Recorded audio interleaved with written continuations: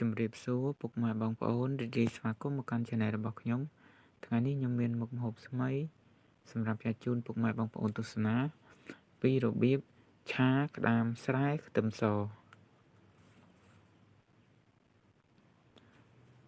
ហើយនេះដែរបងប្អូនជាគ្រឿងផ្សំសម្រាប់ធ្វើក្តាមឆាក្តាមស្រែឆាខ្ទឹមសរបស់យើងបងប្អូន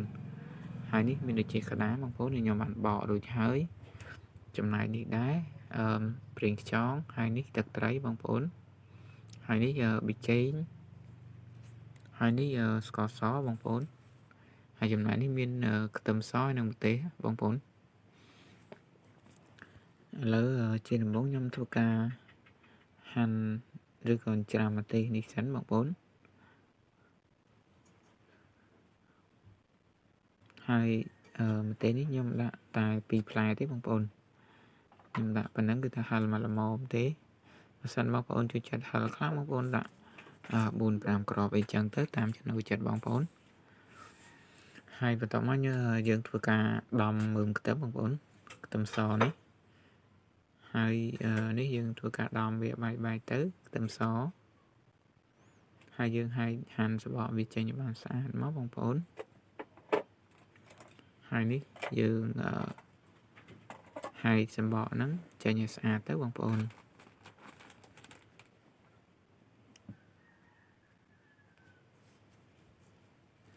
ហើយជាបន្តទៀតយើងធ្វើការច្រាំវាទៅបងប្អូន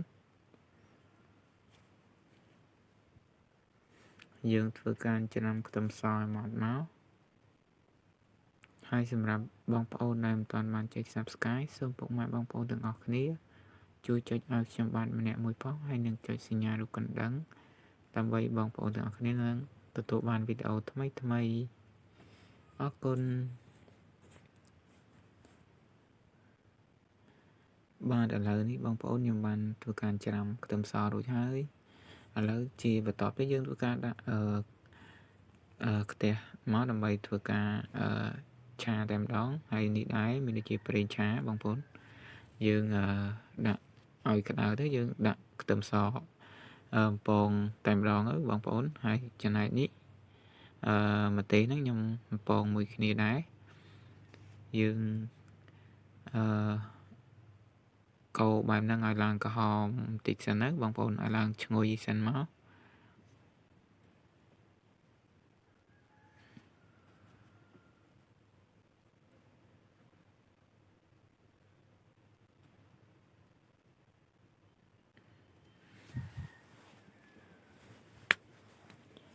ហើយខ្ញុំរំលែងប៉ុណ្ណឹងគឺថាឡើងក្រហមហើយបងប្អូនល្មមហើយឥឡូវខ្ញុំដាក់ក្តាមចូលតែម្ដងយើងដាក់ក្តាមចូលមកបងប្អូនហើយយើងធ្វើការឆាជោគត្រឡប់វាពី3ត្រឡប់សិនទៅឲ្យវាចូលជាតិជាមួយខ្ទឹមសនឹងបន្តិចណាបងប្អូន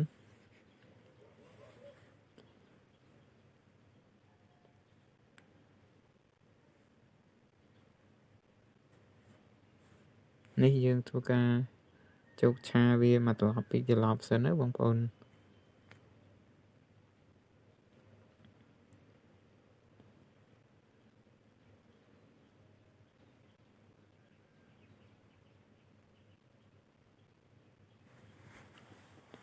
ហើយគឺថាក្តាមរបស់យើងគឺថាពងឡើងសំទោសខ្លាញ់មកវាឡើងខំតែម្ដងបងប្អូនឥឡូវយើងធ្វើការផ្សំគ្រឿងបងប្អូននេះមានដូចជាប្រេងខ្យងយើងដាក់ប្រេងខ្យងចូលមកបងប្អូនយើងធ្វើការផ្សំគ្រឿងហើយចំណែកនេះមានដូចជាស្ករសអញ្ចឹងណាបងប្អូនហើយចំណែកនេះប៊ីចេងបងប្អូនខ្ញុំដាក់ប៉ុណ្ណឹងតមកទៀតមានដូចជាទឹកត្រីបងប្អូនយើងដាក់ទឹកត្រីទៅយើងឆារសជាតិហ្នឹងបែបប្រៃផ្អែមអញ្ចឹងណាបងប្អូនប្រៃផ្អែមហឹលណាឥឡូវយើងធ្វើការជោគឆាឲ្យចូលគ្រឿងរបស់យើងសព្វទៅបងប្អូន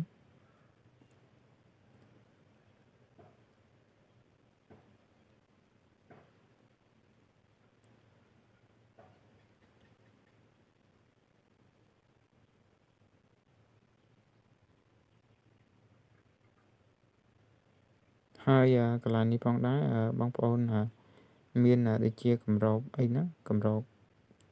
ឆ្នាំងនេះយើងគ្របវាចោលមួយស្ទុះណាឲ្យ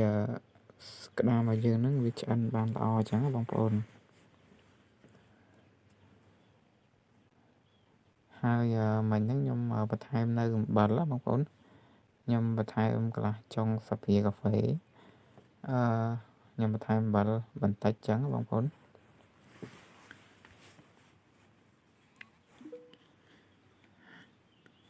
ឃើញថាឥឡូវយើងឆាចិត្តឆ្អិនហើយបងប្អូន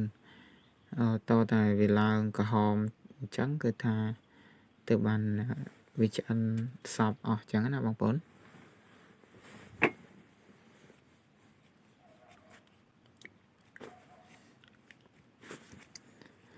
ឥឡូវយើងជោគឆាត្រឡប់វាពី3ត្រឡប់ទៀតទៅបងប្អូនឲ្យវាឆ្អិនសព្វបានល្អអញ្ចឹងឲ្យឆ្អិនដល់ខាងក្នុងបានល្អបងប្អូន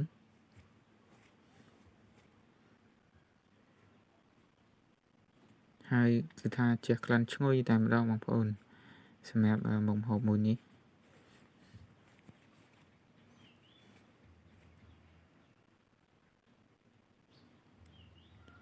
ហើយយើងជោគឆាអញ្ចឹងទៅគឺថាឲ្យវាចូលជាតិបានល្អហើយឥឡូវនេះខ្ញុំបានធ្វើការឆាឆ្អិនហើយបងប្អូនប៉ុណ្ណឹងឥឡូវខ្ញុំរៀបចំដួសដាក់ចានបងប្អូនយើងធ្វើការដួសដាក់ចានតែម្ដងគឺថាក្តាមស្រែឆាខ្ទឹមសរបស់យើងគឺឆ្អិនហើយបងប្អូនអរគុណពុកម៉ែបងប្អូនសម្រាប់